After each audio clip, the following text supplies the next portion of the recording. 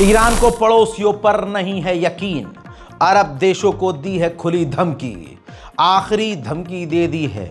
ये जंग से पहले वाला वातावरण होता है जब अड़ोसी पड़ोसी को फाइनल वार्निंग दी जाती है।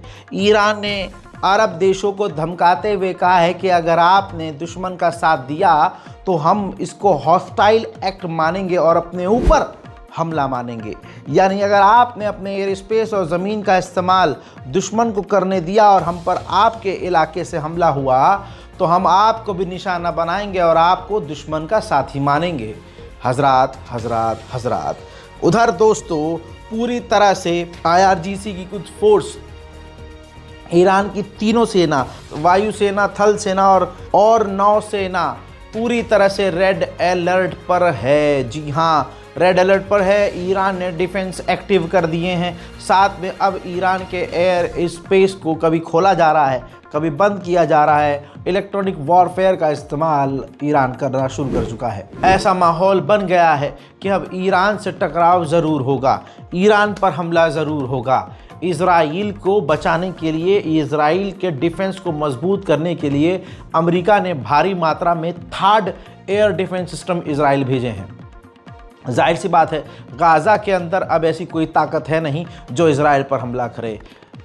जो यमन है उसकी मिसाइलें बमुश्किल पहुंचती हैं, हवा में रुक जाती हैं।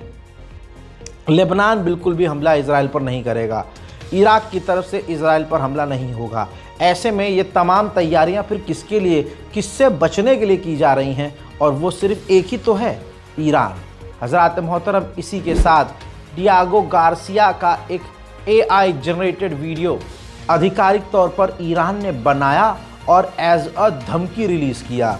बड़ा खौफनाक वीडियो है। हालांकि ये सिर्फ धमकी ही नज़र आ रही है, लेकिन ईरान जिस माहौल में है इस वक्त, उसे जहां खामोश रहना चाहिए, डरना चाहिए वक्त के मुताबिक, लेकिन उसने उसके उलट ही काम किया है। इस AI जनरेटेड वीडियो के अंदर आप देख सकते हैं कि बरतानिया का जो एक आइलैंड है, जो पूरा का पूरा मिलिट्री बेस है अमेरिका का, उस पर ईरान की मिसाइलें गिरती हुई नज़र आ रही हैं। वहाँ पूरे एयरबेस में, एयरक्राफ्ट में, बॉम्बर में आग लगी हुई नज़र आ रही है। और आखिर में अगर आप देखेंगे तो डोनाल्ड ट्रंप को भी इसके अंदर दर्शाया गया है, दिखाया गया है। ये वीडियो सीधा तौर से अमेरिका, बरतानिया और इज़राइल को धमकी है। उधर लगातार जो है नेतन्याहू इस वक्त अमेरिका में ट्रंप से, ये तस्वीर वही की है जिसमें बात कर रहे हैं ट्रंप, और उन्होंने बयान दिया है कि हमारे पास सिर्फ एक बात है, हमारी एक मांग है कि जैसे लीबिया को हमने डी न्यूक्लियराइज किया था, हमें ऐसे ही इसके साथ, ईरान के साथ भी ये करना है। हमें ईरान को, हमारे पास कुछ भी ऑप्शन नहीं है। हम अमेरिका से यही कह रहे हैं कि ईरान से उसका न्यूक्लियर प्रोग्राम पूरी तरह से छीनना चाहिए।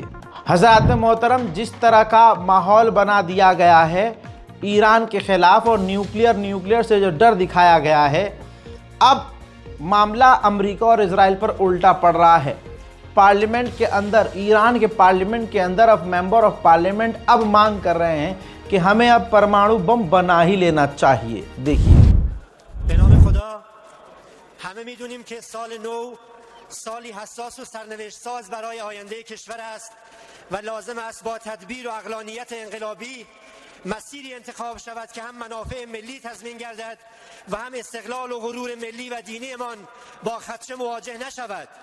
پرهیز از درگیری نظامی شرط عقل و منطق است، اما زیاده خواهی استکبار جهانی به گونه ای است که راهی جز این مسیر را باقی نمیگذارد، مگر اینکه ابزار مقابله با زورگویی و زیاده خواهی آنان را در دست داشته باشیم و تنها راه حرکت سریع و بیوقفه به سمت ساخت سلاح هسته‌ای به عنوان ابزاری इजराइल के डिफेंस मिनिस्टर, इस टेढ़े मुंह के डिफेंस मिनिस्टर ने इल्ज़ाम ईरान पर यह लगाया है कि मोहम्मद दाएफ और हमास के दूसरे लीडरों को ईरान ने $500 मिलियन दिए थे इजराइल को ख़त्म करने के लिए। हालांकि सुनने में ही ये दिख रहा है कि ये सरासर झूठ है, इसमें कोई भी सच नहीं है। लेकिन क्योंकि ईरान पर हमला करना है तो ताज़े और बड़े बड़े बहाने चाहिए ही होंगे। ईरानी कमांडर ने अब जनता को बताया है कि डोनाल्ड ट्रंप के ख़त का जो हमने रिप्लाई किया है उसके अंदर क्या है। चंद बातें उन्होंने बताई हैं, जिसमें से मेन बात आपको बता रहा हूँ। उन्होंने कहा कि सुप्रीम लीडर ऑफ ईरान की तरफ से उस ख़त के रिप्लाई में यही लिखा गया कि हम परमाणु नहीं चाहते हैं, हम तो हमेशा से शांति चाहते थे और आज भी चाहते हैं। हम तो खुद हथियार नहीं चाहते, हम तो अमन चाहते हैं और अमन के लिए हमें जो करना पड़े हम करेंगे। हम बातचीत करने को तो तैयार हैं, लेकिन आपसे हम डायरेक्ट बात नहीं करना चाहते, इनडायरेक्ट ही हम बात करेंगे और वही रास्ते आपके लिए खुले हैं। लेकिन अगर इन तमाम चीज़ों के बावजूद हम पर दबाव बनाया गया तो दबाव में हम नहीं आएंगे।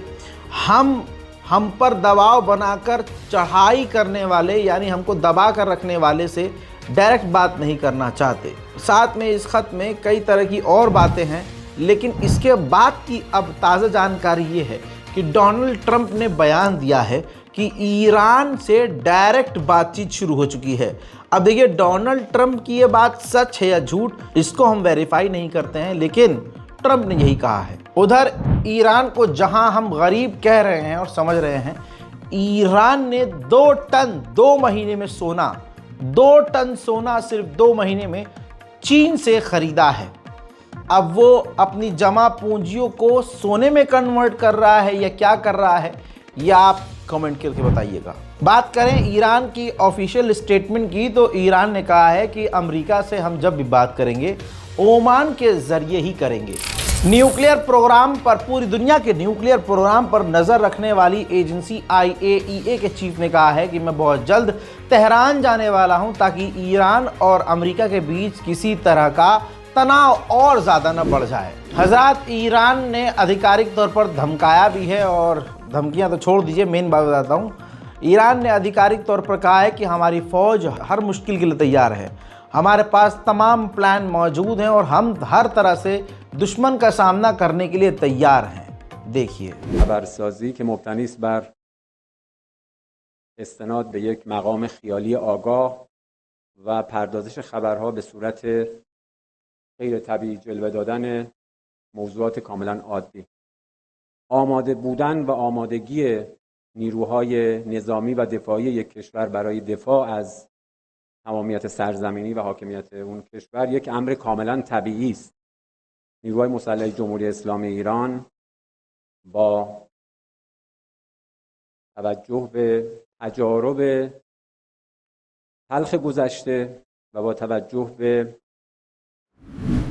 हज़रात मोहतरम, अमेरिका ने बार बार इराक को धमकाया और अब खबर ये आ रही है कि 7 फाइटर ग्रुप ने ऐलान किया है कि हम हथियार डालने को तैयार हैं, सिर्फ इस बिना पर कि अमेरिका ईरान पर हमला ना करे और ईरान और अमेरिका का तनाव आगे और ना बढ़े। लेकिन कताइब हिजबुल्लाह, जो इराक का लड़ाकू संगठन है, उसने इस खबर को झुटलाया है। वहीं रशिया फिर से कूदा और रशिया ने कहा कि रशिया कुछ भी करने को तैयार है कि अमेरिका और ईरान के बीच तनाव न बढ़े और डिप्लोमेटिक तरीके से, पॉलिटिकल रास्ते से मामले को शांत किया जाए। इन्हीं तमाम मामलों को लेकर ईरान, चाइना और रशिया चाइना के अंदर इस वक्त मीटिंग कर रहे हैं। अमेरिका का एक और एयरक्राफ्ट कैरियर आपकी स्क्रीन पर है। ये एयरक्राफ्ट कैरियर इंडियन ओशियन में आ चुका है और तेज़ी से ईरान के आसपास तैनात होने के लिए आगे बढ़ रहा है। वहीं डोनाल्ड ट्रंप ने फिर से बयान दिया है कि ईरान से डील हो सकती है, बातचीत हो रही है। अगर बातचीत फेल होती है तो ईरान के लिए बहुत बुरा होगा। डोनाल्ड ट्रंप ने यह भी बताया कि इजराइल से और ईरान के मुद्दे पर और ट्रेड पर हमारी बातचीत नेतन्याहू से काफ़ी अच्छी रही। सुनिए। Great discussions today, I think, on the obvious subject of Iran and also the less obvious subject with respect to Israel, and that's trade. हजरात, लेबनान जो अमेरिका की एनवॉय गई है, बड़ी खूबसूरत सी, इस पर मैंने अलग एक खूबसूरत टिप्पणी की थी, तस्वीर आपके सामने है। इन दोनों महिलाओं में आपको जो सबसे खूबसूरत लड़की नज़र आ रही है, ये डोनाल्ड ट्रंप की एक नेता है, डोनाल्ड ट्रंप की एक जो है समझ लीजिए आवाज़ है, और अमेरिका की तरफ से ये एक एनवॉय गया है, ये समझ लीजिए कि एक प्रवक्ता गई है, ऑफिशियल टीम के साथ गई है। इसने लेबनान में बताया है कि हम पुरानी अमेरिकी सरकारों की तरह ईरान से इनडायरेक्ट बात नहीं करेंगे, हम ईरान से बहुत क्विक और डायरेक्ट बात करके मामले का सॉल्यूशन निकालेंगे। और अगर बातचीत फेल होती है तो हम न्यूक्लियर ख़त्म कर देंगे, यानी हमला करके ईरान के न्यूक्लियर साइट्स को तबाह कर देंगे और ईरान के लड़ाकों को डिसआर्म कर देंगे। बहरहाल बस इतना ही कहूँगा इस हुस्न की मलिका को कि मेकअप वेकअप करके तुम खूबसूरत बन के ये जो जहरीले बयान दे रही हो, इससे भारत के जो है ठरकी हैं वो थोड़ा सा खुश होंगे, लेकिन ईरान के लोगों पर फ़र्क नहीं पड़ेगा। क्यों? क्योंकि तुम मेकअप करके ये बनकर बैठी हो, तब भी चंडाला ही दिख रही हो।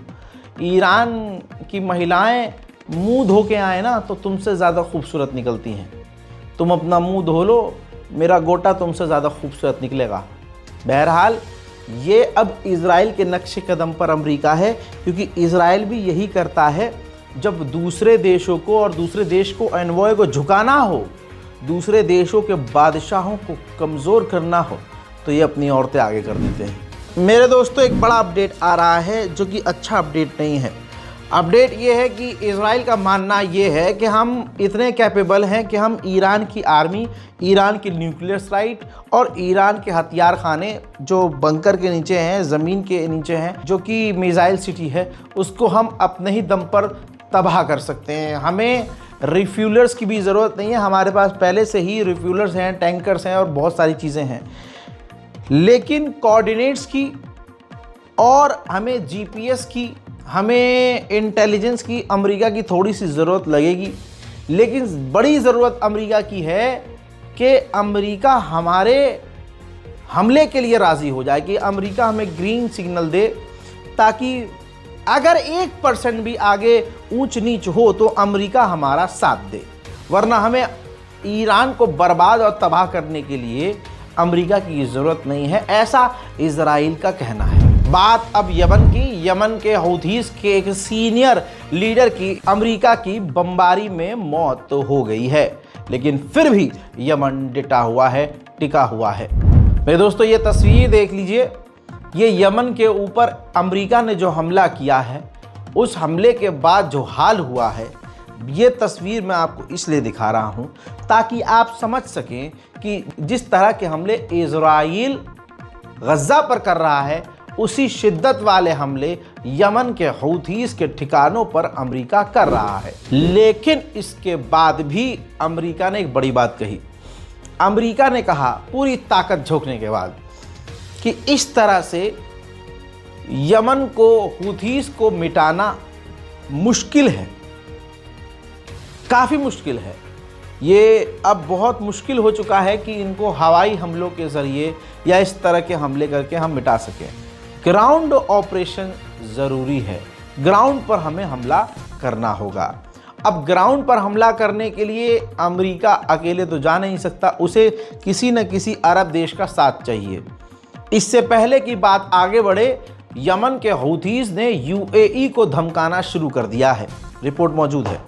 यूएई पर हमला करने की तैयारी अब कर चुका है यमन के हूथीस जानते हैं कि अरब ही गद्दार हैं और अरब देश पूरी गद्दारी हमसे कर सकते हैं, जिसमें सऊदी अरब पर भी उन्हें शक है। आपको बता दूं, ये तस्वीर देखिए, अमेरिका इस तरह के बम, यही बम यमन के हूथीस पर गिरा रहा है।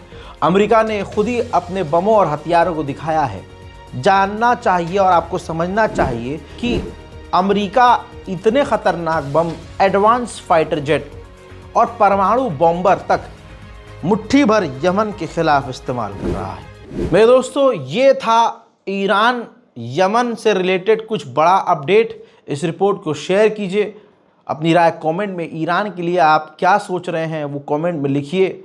और अगर अभी भी आप शिया सुन्नी में उलझे हुए हैं तो माफ़ कीजिएगा दोस्तों, भारत के मुसलमान अगर अब भी शिया सुन्नी कर रहे हैं तो फिर जो मोदी सरकार पिछवाड़ों पर इनकी क्रांति लिख रही है, फिर वो सही है। जय हिंद।